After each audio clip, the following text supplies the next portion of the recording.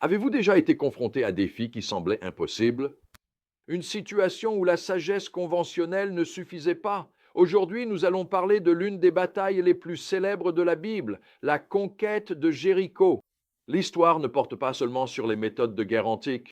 C'est une leçon puissante sur le camp auquel nous appartenons et sur la façon dont Dieu agit d'une manière qui défie la logique humaine.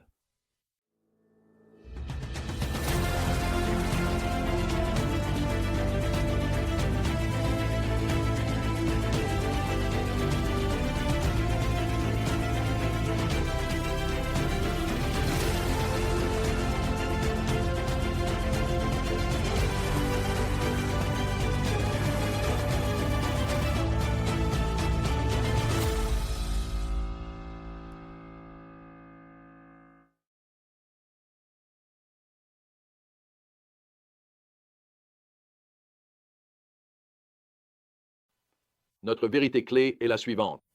La véritable victoire vient lorsque nous nous alignons sur les desseins de Dieu et suivons ses instructions, même lorsqu'elles n'ont aucun sens pour nous.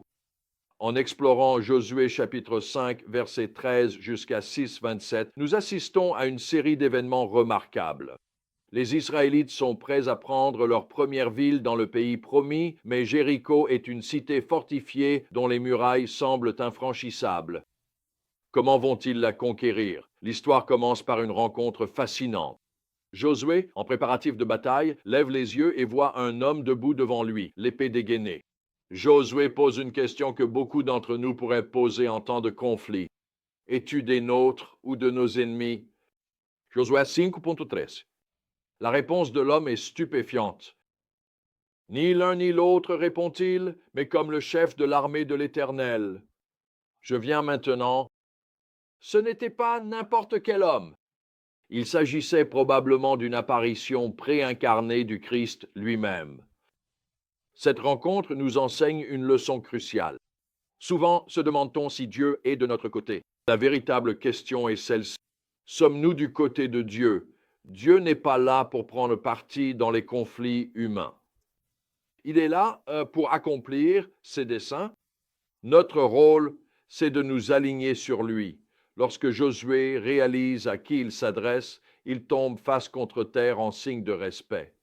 Le Seigneur dit alors quelque chose de familier. Retire tes sandales, car l'endroit où tu te tiens est saint. Josué 5.15. Cela rappelle les paroles de Dieu à Moïse au buisson ardent. Avant que Dieu ne nous envoie au combat, il veut que nous le connaissions dans sa sainteté. Il veut accomplir une œuvre en nous avant d'accomplir une œuvre à travers nous. Ensuite, Dieu donne à Josué son plan de bataille pour Jéricho, et c'est bien différent de tout ce qu'un stratège militaire pourrait imaginer. Faites le tour de la ville une fois avec tous les hommes armés, faites-le pendant 6 jours. Que 7 prêtres portent des trompettes faites de cornes de bélier devant l'arche. Le 7e jour, faites 7 fois le tour de la ville, les prêtres sonnant des trompettes. Quand vous entendrez un long coup de trompette, à ce moment-là, que toute l'armée pousse un grand cri. Alors la muraille de la ville s'effondrera et l'armée montera. Chacun ira droit devant soi. Josué chapitre 6, versets 3 à 5. Imaginez être Josué, essayant d'expliquer cette stratégie à vos troupes. Elle n'implique ni bélier, ni tour de siège, ni aucune tactique de guerre conventionnelle. À la place, il s'agit de marcher, souffler dans des trompettes et crier. Ce plan exigeait vraiment une foi et une obéissance immenses. Voici l'essentiel. Avant de donner ses instructions, Dieu dit, « Vois, j'ai livré Jéricho entre tes mains. » Josué 6, 2. Ainsi, la victoire était déjà assurée. Les Israélites n'avaient qu'à marcher dans l'obéissance pour s'en emparer. Josué et les Israélites suivent à la lettre les instructions divines. Pendant 6 jours, ils font le tour de la ville une fois, en silence, à l'exception des trompettes.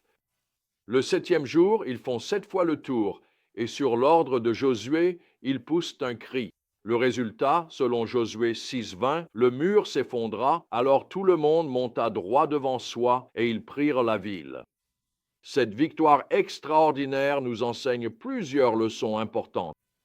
Premièrement, les voies de Dieu ne s'alignent pas toujours avec la sagesse humaine. Ces plans de bataille peuvent sembler insensés aux yeux du monde, mais ils restent infiniment plus efficaces. Deuxièmement, l'obéissance est essentielle. Les Israélites devaient suivre précisément les instructions de Dieu, même lorsqu'elles semblaient dénuées de sens. Troisièmement, la victoire vient en fin de compte de Dieu et non de notre force ou de nos stratégies. Quatrièmement, parfois, l'œuvre de Dieu dans nos vies implique des périodes d'apparente inactivité avant que la percée n'arrive. Il y a un autre détail dans cette histoire. Après la bataille, Josué se souvient de la promesse faite à Rahab, la femme qui avait caché les espions israélites. Il envoie des hommes pour mettre elle et sa famille en sécurité, et Josué 6,25 nous dit qu'elle vit parmi les Israélites jusqu'à ce jour.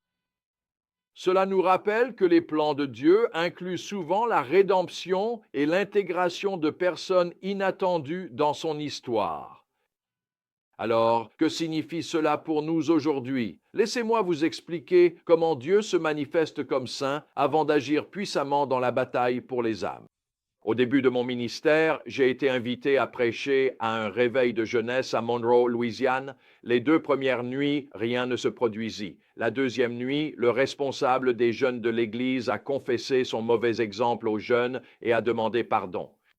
Dans ce moment d'humilité et de repentance, le Saint-Esprit est descendu et cette petite assemblée s'est retrouvée prosternée devant le Seigneur. Le réveil a explosé, dépassant la capacité de l'Église, du campus universitaire, et a finalement rempli le centre civique de milliers de jeunes. Des vies ont été transformées, des dépendants libérés et une réconciliation raciale a eu lieu. Ce réveil n'a pas commencé par une stratégie puissante ou un leader charismatique. Il a commencé par un homme qui a permis à Dieu d'agir dans sa vie en confessant et en se repentant.